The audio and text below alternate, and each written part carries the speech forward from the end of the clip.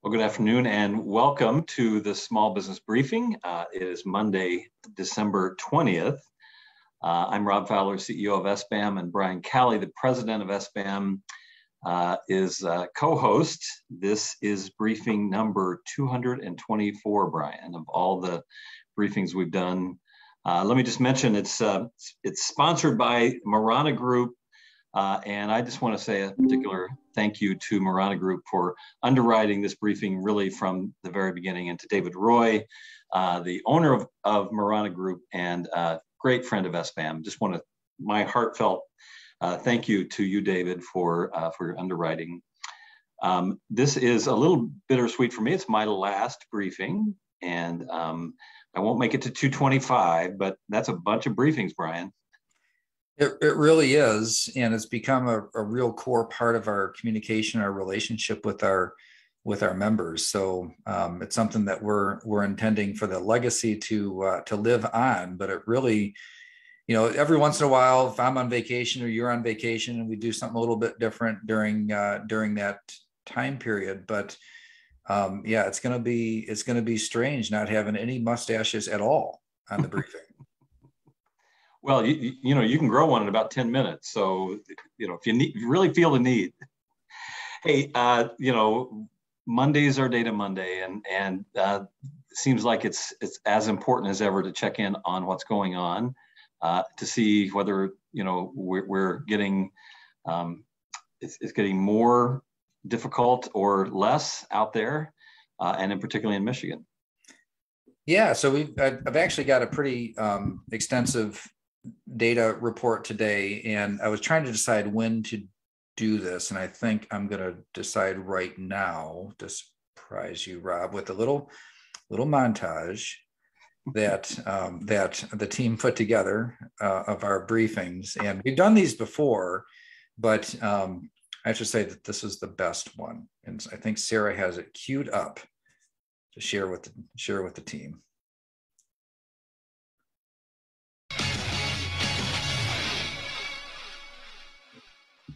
I think, among other things, this represents the power of, I'm going to call them possums, pissed off sports moms. No offense to drunken sailors, but apparently all the drunken sailors these days are in Washington, D.C.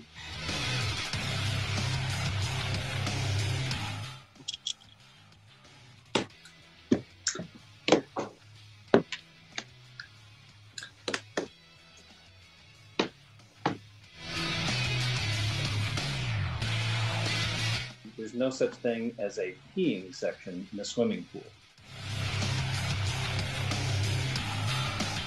This is daily briefing number 23. It's Friday, April 10th.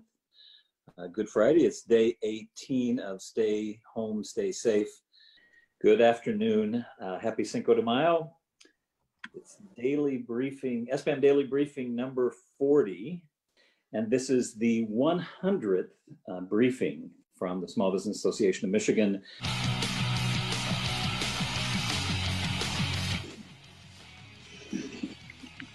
Once again, I was muted. I don't know. I was doing so well before. My first in 87 briefings in the car. Brian in 87 briefings, I think, did more than 80 of them from his car. And Brian is now in his home office. So, Brian, I kind of get how this is not good on the neck and the back.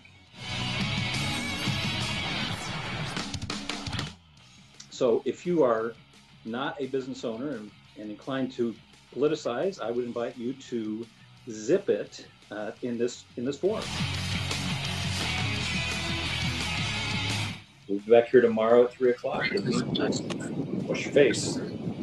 And don't touch your face.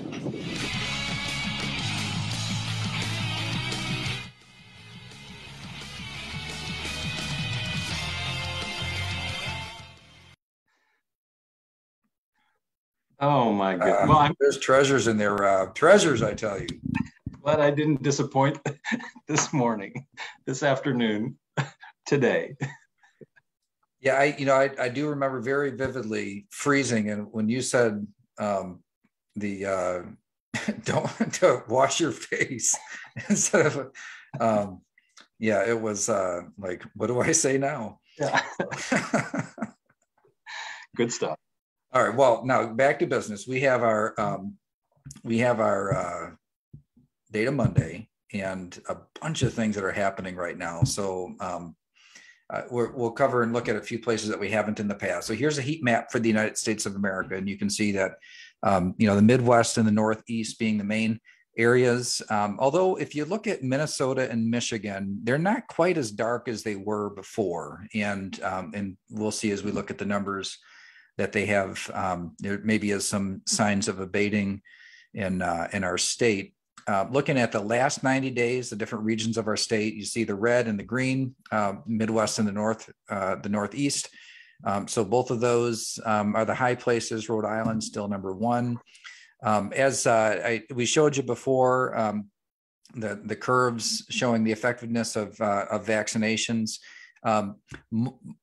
far more effective at preventing serious illness as compared to, but still quite effective as preventing an infection in the first place.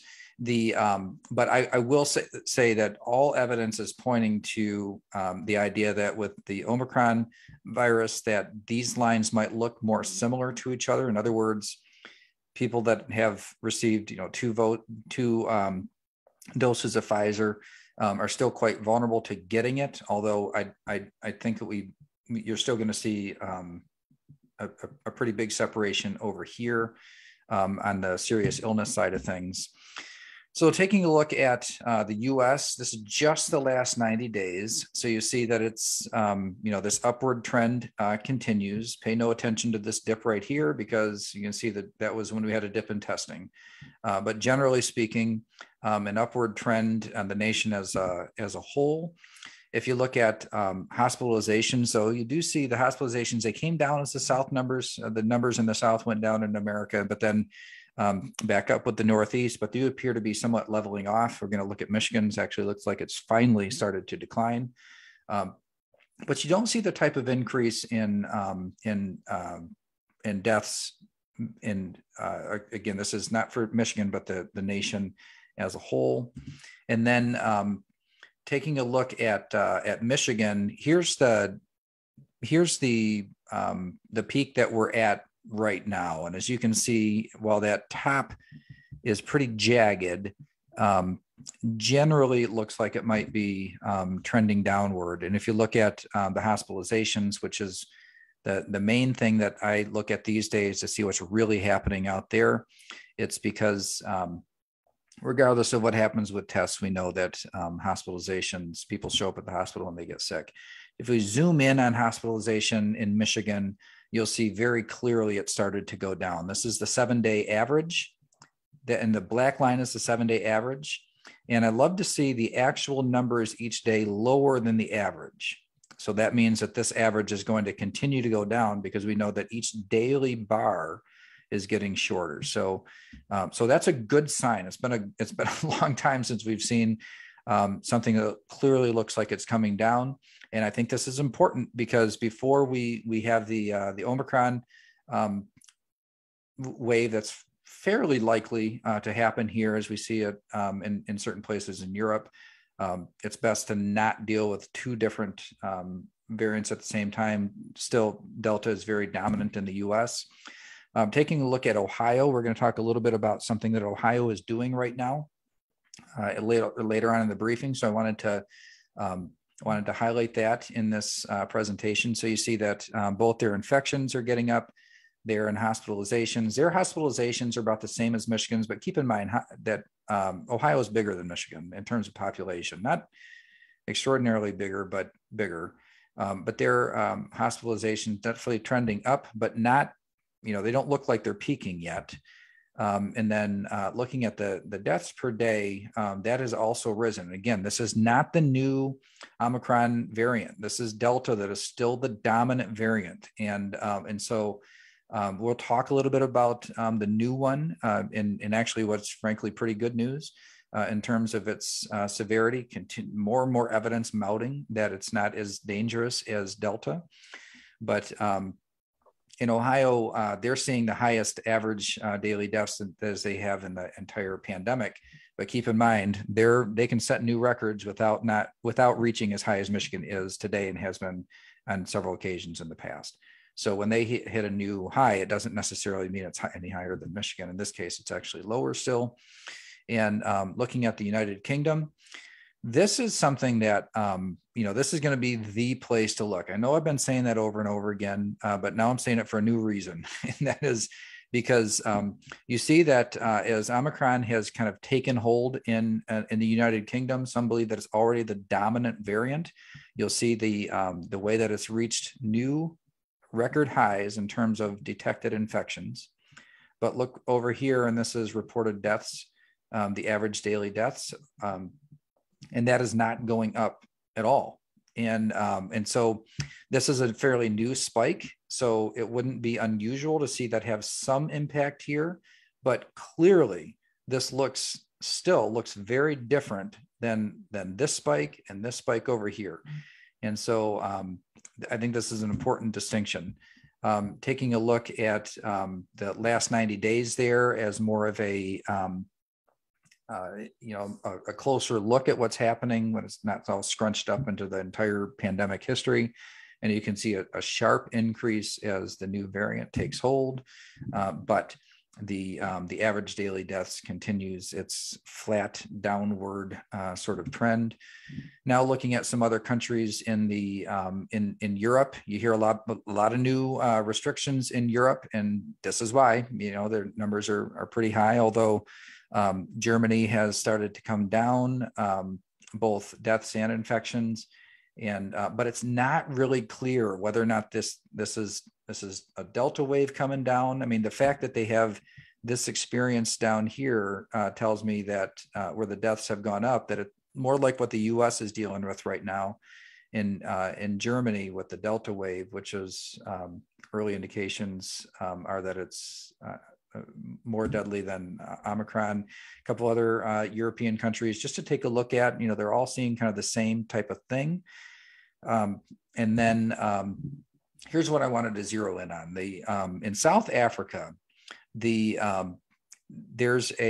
is where the Omicron strain was first detected, where it became the dominant strain very quickly, and it kind of shocked the world. And there was a lot of what I would describe as like panic, that it was going to be this much more transmissible and also as deadly as before. And while every country is different, populations are different, there's a ton of factors, but early indications are that it's not as deadly as the previous variations of COVID-19. So you see here, by the way, Howard Foreman, one of the people that I follow, love his handle, the Howie. He's a public health professor at Yale. But this just one of the many people that I watch, and I just found this tweet to be quite concise. And so cases, they're about 120% of the highest Delta wave. So higher, more infections than Delta, but hospitalizations about half as much, ICU about 1/5, and ventilator less than 1/5. And then here I've got on the chart, you see deaths. So here's the spike in the kind of looks like the United Kingdom, where you have really, really high numbers very quickly, but not the same in terms of death. So infections, hospitals less than that, ICU less than that, ventilators less than that, deaths less than that. So it just keeps on going down in terms of its proportional impact in terms of severity.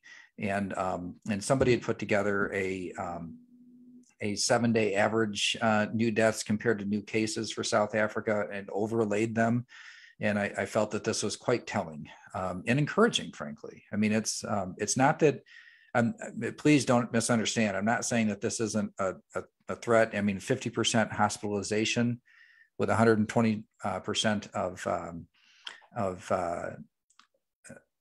the wave of the Delta peak means that we probably in Michigan would still, in an Omicron wave, see hospitalization of about 3,000 to 3,500 people if these numbers hold up. That's still serious. It's something that we ought to be concerned about. But the severity of those cases with this, there's just mounting evidence that it's less. And I think that's an important thing to keep in mind as policymakers move forward. It makes sense to be careful, of course, but it also it's important not to overreact based on assumptions of the past when this variant looks like it's behaving quite differently than its predecessors.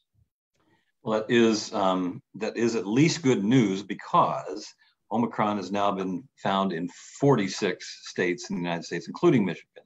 So it is here.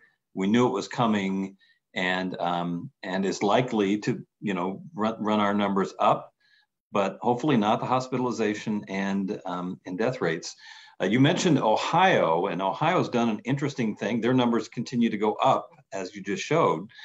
So they have called out the National Guard, and that's I don't know of another state that's gone to that level.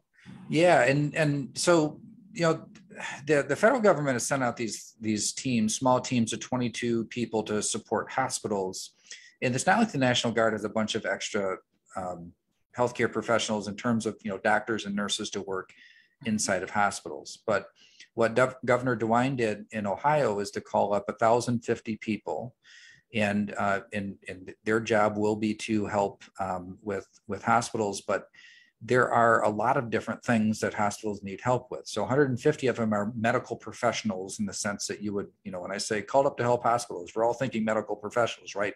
But there's also transportation and logistics, and even cleaning the hospitals. I mean, there's all kinds of aspects of running a hospital that are non-medical professional.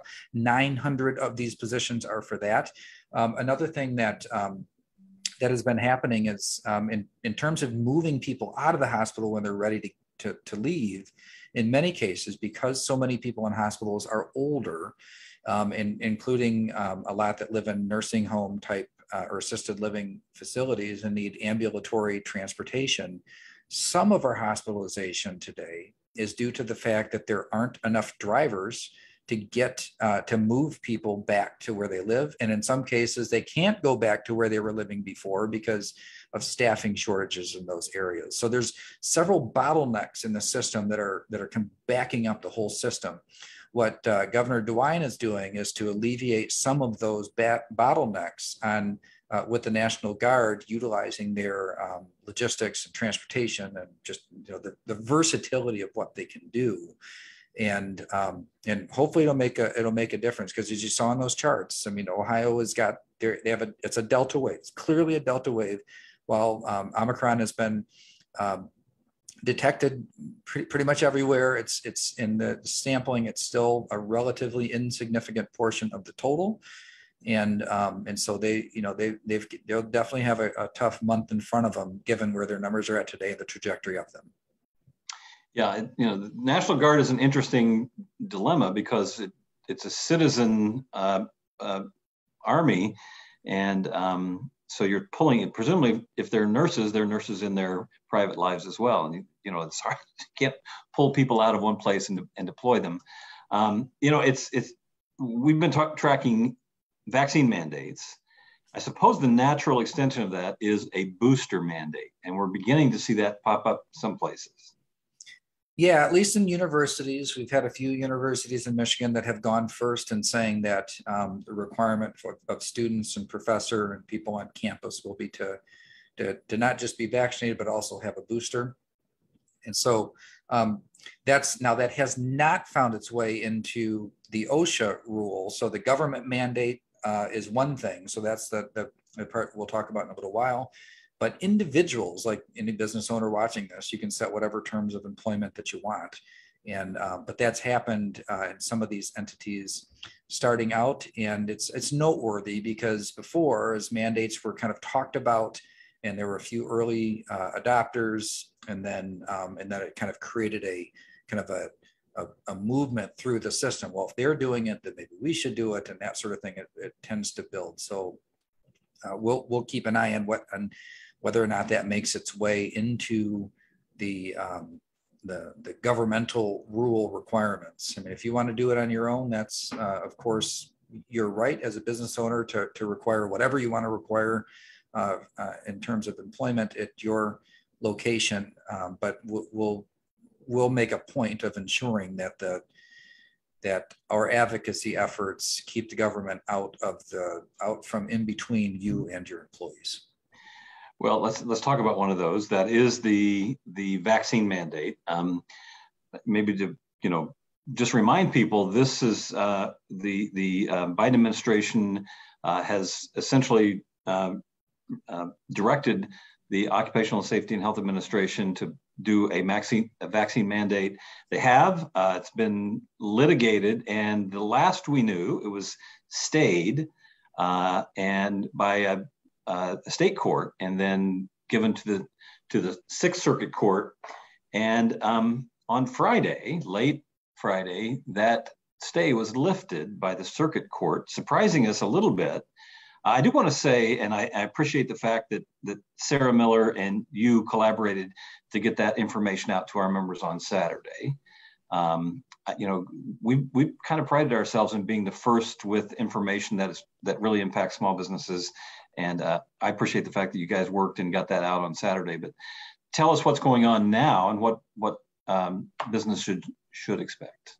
One of the things that we spend a lot of time at SBAM doing is trying to anticipate what are all the possible things that could happen in the future so that we're ready to respond quickly for you when it does. And so we had done a lot of legwork in case the stay was lifted, and ultimately at the end of the day, whether or not this thing goes into effect after the Supreme Court has the final say, we just want to make sure that regardless of how we feel about it, that you have all the information that you need. So yeah, big thanks to Sarah Miller for being available over the weekend on our team. She also is the executive producer of the show, and Rob, she's going to be my co-host moving forward. So our audience will get to know her really well. So here's what happened at the Court of Appeals.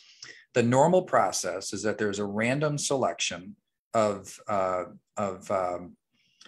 3 judges, and that 3-judge panel will consider what to do. In this case, there was a motion for the case to be considered en blanc, and this was essentially to say, let's skip the 3-judge panel thing, bring all of the active judges of the Sixth Circuit Court of Appeals and have them decide.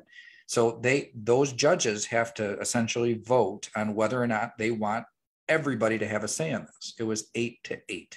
So 8 judges said, yep, let's consider all judges weigh in right now. It makes the process move faster because that's like a step that you can appeal to. And then 8 said no, it was not a majority, it was a tie. That means that the motion failed. And so it went to this randomly selected 3-judge panel. And that 3-judge panel decided 2-1 that the stay would be lifted. So it doesn't decide the case, but ultimately if they decide the way that they wrote their lifting of the stay, if you left it up to these 3 judges, they'd say that they would say that the vaccine mandate can stand for different reasons. They all said different things as to why they decided that. You had an Obama appointee, a George W. Bush appointee, and a Trump appointee. By the way, the Trump appointee, Joan Larson, is a former Michigan Supreme Court justice. She was appointed there by Rick Snyder, and later on got the appointment to the federal bench. She came down on our side, which was to say, leave the stay in place and the government is overstepping its bounds.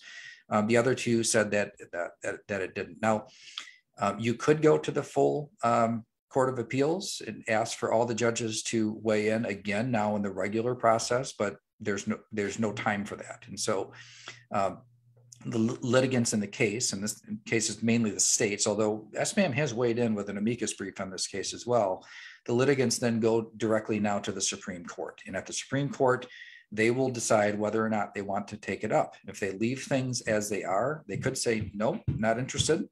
And if they do that, then it's the same as the government prevailing. If they take it up, then they either decide it prevails or it fails based on whatever facts that they take into consideration.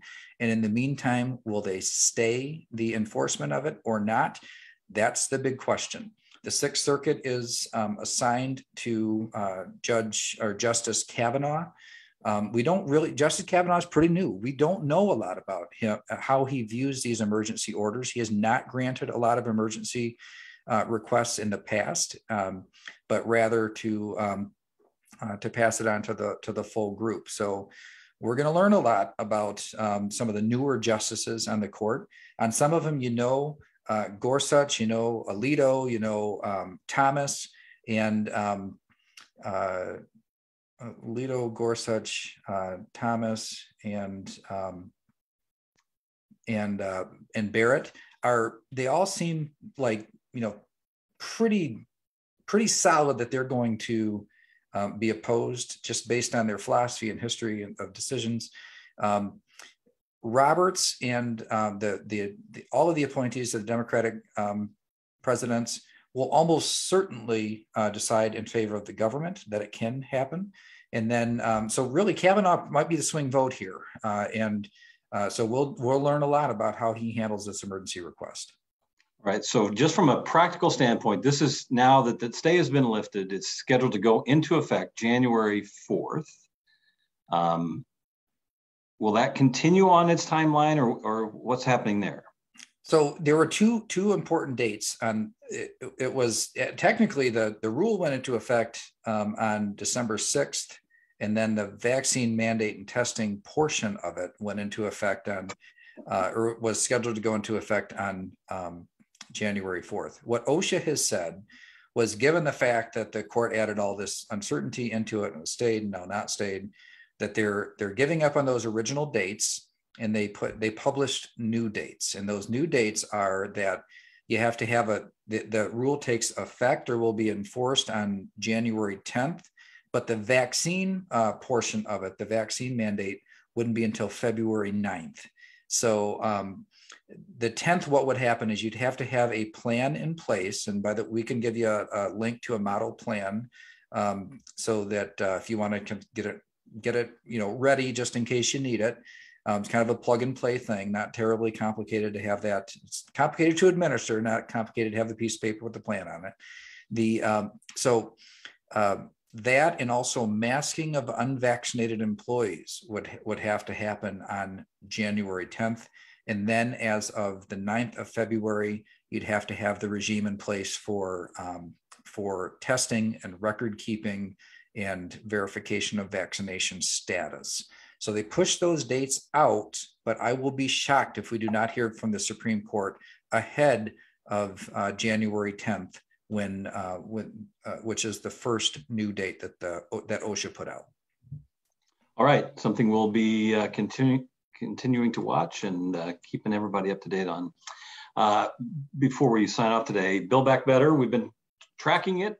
We have been opposed to its passage. We've asked our members to weigh in with their federal elected officials. Seems like it might actually be dead. Senator Manchin has said now that he's a no on this. I don't know what that means practically, but at least for the moment, it looks like Build Back Better is dead. They are 50-50. They have to hold every single Democrat together in order to get that through. This is one where we are thankful to see that Senator Manchin has pulled his support and essentially pulled out of negotiations on the package. It was interesting to read some of the leaking of what Senator Manchin had agreed to in terms of what he would have signed on for. And it was a lot. And I'm kind of shocked that the Biden administration didn't jump all over Senator Manchin's last best offer. I'm kind of glad they didn't, actually.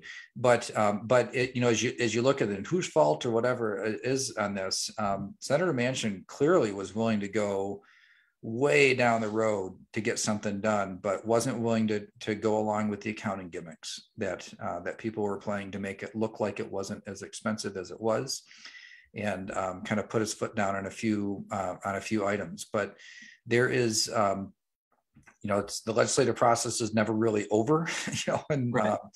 But at this point, it's every single day you get closer to the next election cycle, the harder it is to make big things happen. And so this was a big blow to the Biden administration, but a big win for those of us who want to see inflation get under control. All right. Hey, one last thing. Earlier today, the governor signed the legislation that we have been reporting on.